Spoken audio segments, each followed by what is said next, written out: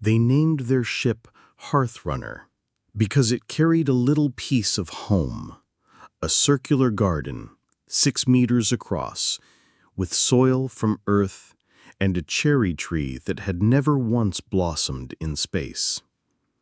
The crew joked that if the tree ever flowered, the mission would be blessed. Captain Mara Ilian laughed with them, but she watered the roots with both hands as if greeting an elder. Hearthrunner was not a scout for conquest. It was an ear in the dark. For months it drifted along the galactic rim, listening to gravity itself. That was how Dr. Jun Armitage found the music, a lattice of harmonic ripples woven through orbital mechanics, so precise it felt like handwriting across night. The signal was not radio or light. It was the choreography of objects. They followed the harmonics into a region sailors called the noonday night, star-poor, quiet, the black so deep it felt blue. Then the map bent.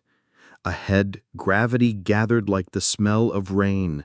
The instruments solved their equations and returned a single word: structure.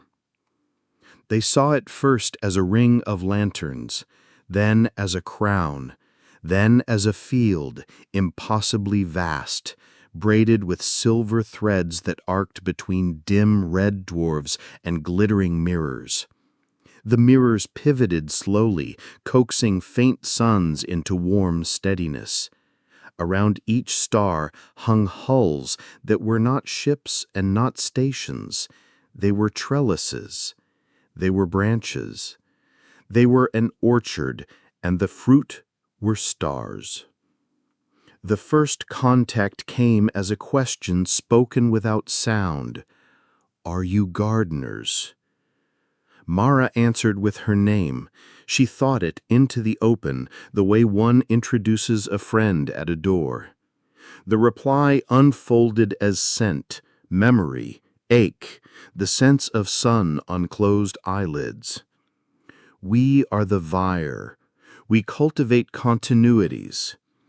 Welcome to the orchard." The Vire arrived as shapes that changed with attention. To Jun, a geometry of veils. To engineer Perna Sato, a knotted braid of shadows. To Mara, a tall figure with hands like rain, woven from the shimmer of micrometeor dust. They did not ask who ruled Earth or how fast Hearthrunner flew. They asked, "What can you keep alive when there is no wind? What story can endure without a mouth?" Mara thought of the cherry tree and smiled. "We keep stubborn things. Songs children teach each other without being told to." The Vire showed them the orchard's purpose.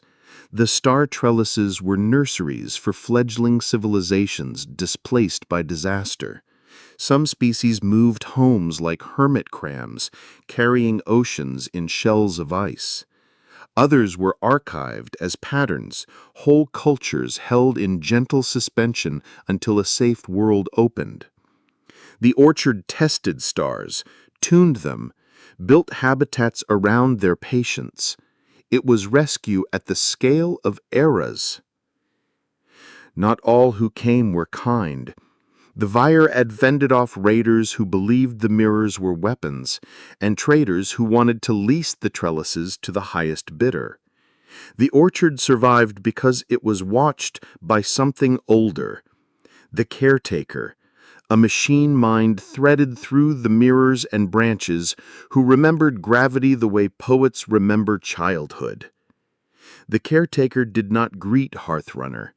It merely turned a fraction of a degree, and a red dwarf brightened as if it had taken a breath. Under that breath, Captain Mara felt a change in the ship's garden. The cherry tree lifted its leaves as if listening. That night, the crew voted to anchor alongside a quiet branch called Bower 3. The Vire asked no tribute. They asked for a story, one chosen by a human because it carried a hearth inside it. Mara chose the story of sailor stars, how humans learned to cross seas by trusting lights that did not know their names. When she finished, the Vyre answered with a story of their own, how they had lost their first orchard to a kindness that arrived too late. John wept without knowing why. The Vyre did not comfort with hands. They turned a mirror to catch a pale, distant sun and held it like a candle, and that was comfort enough. In the morning the hearth runner awoke to a soft chime from the caretaker, not a greeting, but a summons, an invitation to witness a grafting, the installation of a seed habitat that would one day host a people not yet born. Mara agreed. She felt the old feeling that comes when a door opens where there should be a wall. In the observation blister, she whispered, "If we are gardeners, teach us the soil." The orchard rippled and the mirrors brightened. Somewhere inside the machine, an ancient attention tilted toward the little ship with the stubborn cherry tree.